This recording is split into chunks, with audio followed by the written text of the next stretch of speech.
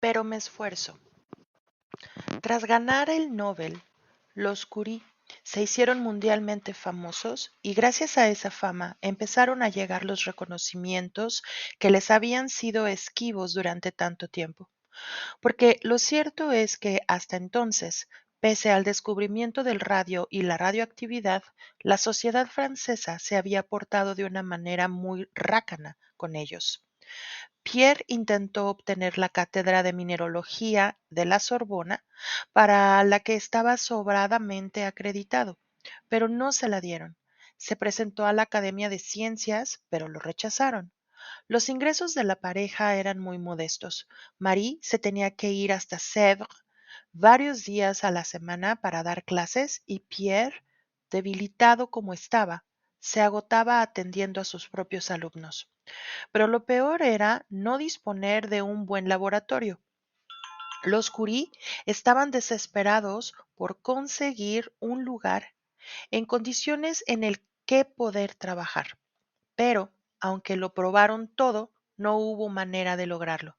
En 1902 le quisieron dar a Pierre la Legión de Honor y él la rechazó con las siguientes palabras: por favor, agradezca al ministro de mi parte e infórmele de que no siento la más mínima necesidad de ser condecorado, pero que estoy en la más aguda necesidad de un laboratorio. Pues bien, ni con esas. Es bastante dura esta vida que hemos escogido, le confió Pierre a Marie un día de desaliento. Pero con el Nobel empezó a cambiar la situación.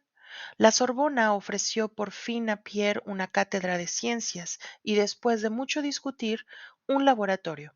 Aunque se trataba de un lugar pequeño, solo 2 habitaciones y en todos los sentidos insuficiente.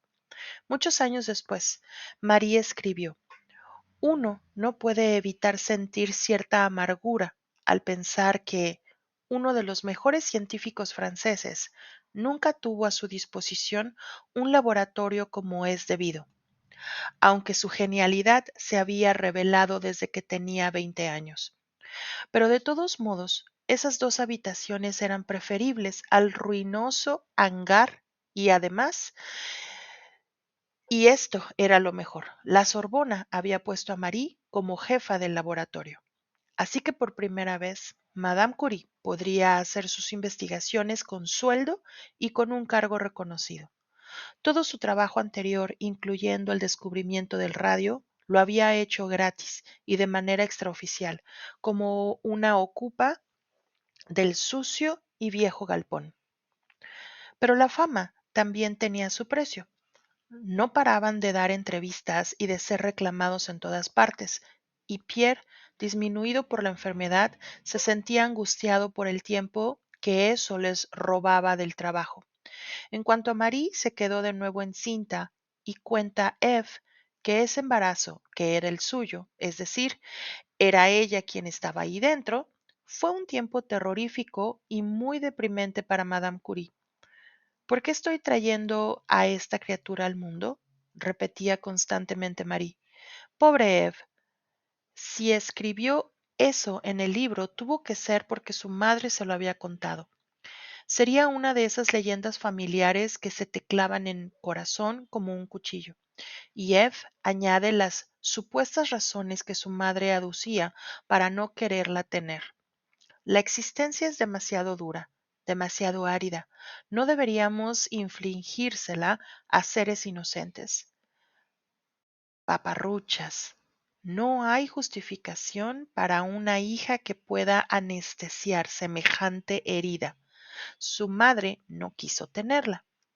Sí a Irene, sí a la niña que murió, pero no a ella. E inmediatamente después, Eve escribe: el parto fue doloroso, interminable. No me extraña que diga que su infancia fue desdichada. Sin embargo, tras el nacimiento de la niña, el ánimo de Marie mejoró rápidamente. Pronto se la vio razonablemente feliz. Por un lado, era la primera vez que podían estar tranquilos con respecto al dinero, y ella había sufrido mucho toda su vida por los problemas económicos. Pero además es que debía de gustarle el éxito más que a Pierre, y no ya por humana pero hueca vanidad, sino porque ese éxito en ella suponía el reconocimiento de quién era. Por fin la admitían, por fin conseguía ser vista después de tanta lucha. Es lógico que disfrutara de ello. Lo único que empeñaba la alegría de Marie era el penoso estado físico de Pierre, pero pese a ello estaba intentando cultivar el placer de la vida y la ligereza. Incluso había momentos en los que bromeaba y reía. Y aquí viene una de esas coincidencias espeluznantes, algo que parece sacado de una novela. Fue a principios de 1906. Un desconocido se paró por la calle admirando lo bonita que era Eve, que apenas tenía 1 año, y probablemente preguntara a quién había salido la nena, porque de pronto, con sorpresivo humor, Marie contestó muy seria que no sabía de quién había heredado esa belleza, porque la bebé era una pobre huérfana. A partir de entonces solía llamar a Eve mi pobre huérfanita, y se partía de risa. Es decir, debió de llamarla así durante un par de meses hasta que en abril Pierre murió y Eve alcanzó de verdad la orfandad. Ay, las coincidencias. Son raras, son imposibles, son inquietantes y abundan, sobre todo en la literatura. No quiero decir dentro de las novelas, sino en las proximidades de la escritura o en la relación entre la escritura y la vida real. Por ejemplo, mi penúltima novela se titula Instrucciones para salvar el mundo. El personaje principal es un taxista, Matías, que ha perdido a su mujer por un tumor maligno fulminante. La historia empieza en el cementerio, cuando Matías entierra a su esposa, y luego acompañamos al personaje durante su duelo y hasta que consigue empezar a salir de la oscuridad. Publiqué la novela en mayo del 2008 y el 12 de julio le diagnosticaron el cáncer a mi marido. Es decir, me había pasado 3 años escribiendo mi historia sin saberlo, 3 años intentando vivir la pérdida de Matías, 3 años desentrañando o adivinando lo que podía ser ese recorrido de dolor. ¿Lo hice bien? Ahora que lo he vivido de verdad, ¿supe intuirlo? Pues sí y no. Hay detalles atinados, percepciones exactas, pero no llegué a fondo. Por ahí abajo había un pez abisal de oscuridad del que solo llegué a atisbar un pequeño movimiento entre las aguas. Otro ejemplo, y esta es una coincidencia realmente asombrosa. Me sucedió cuando estaba escribiendo Historia del Rey Transparente, novela que publiqué en 2005. La acción sucede en la Edad Media y la protagonista es una campesina que al comienzo del libro tiene 15 años. Una pobre sierva de la gleba que se queda sola en un mundo en guerra porque a su padre y hermano se los han llevado como soldados. Para protegerse, Leola, que es como se llama mi campesina, se mete de madrugada en un campo de batalla, desnuda a un caballero muerto y se cubre con su armadura para ocultar su condición de mujer. Es noche de luna llena y el campo está espectralmente iluminado por una luz de plata que nos permite ver los cabellos destripados y nos permite ver los caballos destripados y los cadáveres de los guerreros, engarabitados por el rigor de la muerte. Yo estaba escribiendo esa escena y me encontraba verdaderamente allí, en ese campo, bajo ese resplandor helado, oliendo a hierro y sangre, deambulando entre los caídos en busca de alguno con la talla apropiada para mi cuerpo de leola, hasta que al fin lo encontré, y arrodillándome junto a mi muerto, comencé a desnudarlo.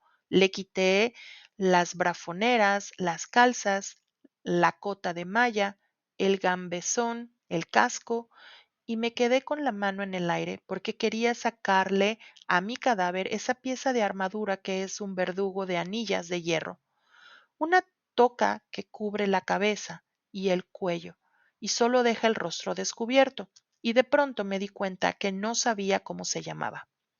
Llevaba años preparando ese libro, había reunido una documentación abundadísima sobre la Edad Media. Creía saberlo todo o casi todo, pero resulta que no tenía el nombre de esa maldita pieza. Y esa palabra que me faltaba me sacó del campo de batalla, de la noche fulgurante de Leola, me echó de un empellón de la novela, y yo, que estaba hipnotizada escribiendo, pero no me sentía capaz de seguir si no conseguía saber el nombre exacto. Y ahora, déjame que te diga lo muchísimo que ha cambiado la vida desde el 2003 o 2004, que debió de ser la fecha en la que sucedió esto que estoy contando.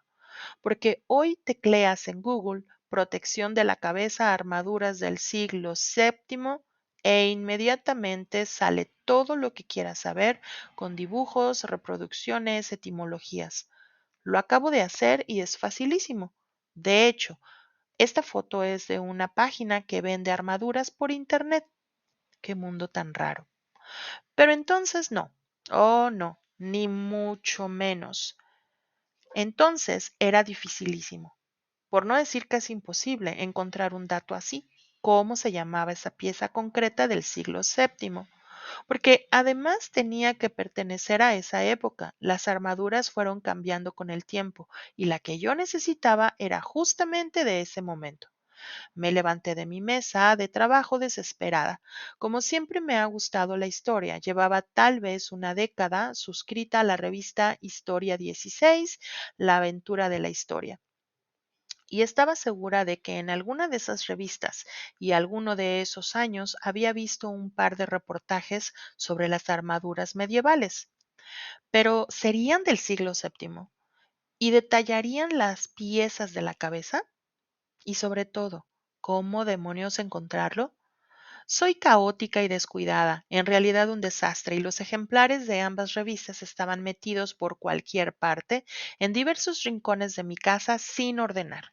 Encontrarlos sería un trabajo de muchas horas, quizá de días, y al final tal vez no me sirviera para nada. Resoplé, sufrí, me irrité, gruñí. Me puse a dar vueltas como un escualo por la casa mientras pensaba cómo solucionar ese problema, pero tenía la cabeza embotada, sintiéndome frustrada y desterrada de mi propia novela. Fui al dormitorio, me tumbé sobre la cama y, alargando la mano, cogí distraídamente de la mesilla el último número de la aventura de la historia, que me acababa de llegar y aún no había leído.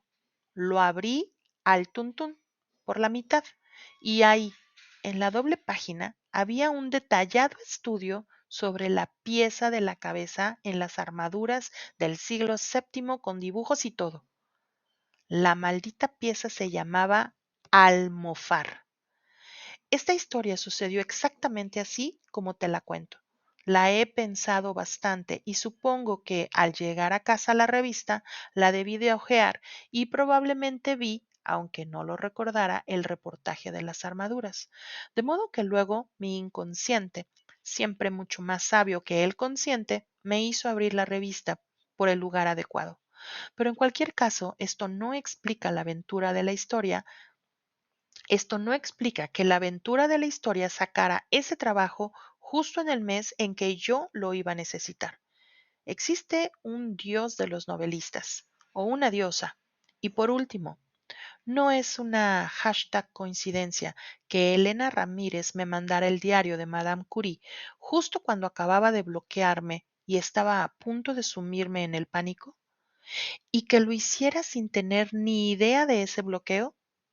Y no es una de esas hashtag coincidencias que la vida regala el hecho de que, al leer el breve texto, yo sintiera que se despertaban tantos ecos dentro de mí, y no solo por la muerte próxima y el duelo, no solo por la pérdida y la ausencia, sino porque la vida misma de Madame Curie fue personalidad, su biografía, parecía estar atravesada por todas esas hashtag palabras sobre las que he estado reflexionando recientemente, mis ideas en construcción, mis pensamientos recurrentes del último año. Jung Mi cae fatal. Abomino de la magia y creo que los científicos como Rupert Sheldrake son muy dudosos, pero con los años tengo la creciente sensación de que hay una continuidad en la mente humana. de que, en efecto, existe un inconsciente colectivo que nos entreteje, como si fuéramos cardúmenes de apretados peces que danzan al unísono sin saberlo. Y las hashtag coincidencias forman parte de esa danza, de ese todo, de esa música, de esa canción común que no conseguimos terminar de escuchar porque el viento solo nos trae notas aisladas. Ya sé que no hay rigor científico en lo que digo, pero es un pensamiento consolador porque coloca la pequeña tragedia de tu vida individual en perspectiva. Cuando era más joven, de hecho hasta hace poco, aspiraba como novelista a la grandeza, a elevarme como un águila y escribir el gran libro sobre la condición humana. Ahora, en cambio, aspiro simple y modestamente a la libertad. Si consiguiera ser verdaderamente libre escribiendo, libre del yo consciente, de los mandatos heredados, de la supeditación a la mirada de los otros, de la propia hashtag ambición, del deseo de elevarme como un águila, de mis miedos y mis dudas y mis deudas y mis mezquindades, entonces lograría descender hasta el fondo de mi inconsciente y quizá pudiera escuchar por un instante la canción colectiva. Porque muy dentro de mí estamos todos. Solo siendo absolutamente libre se puede bailar bien, se puede hacer bien el amor y se puede escribir bien.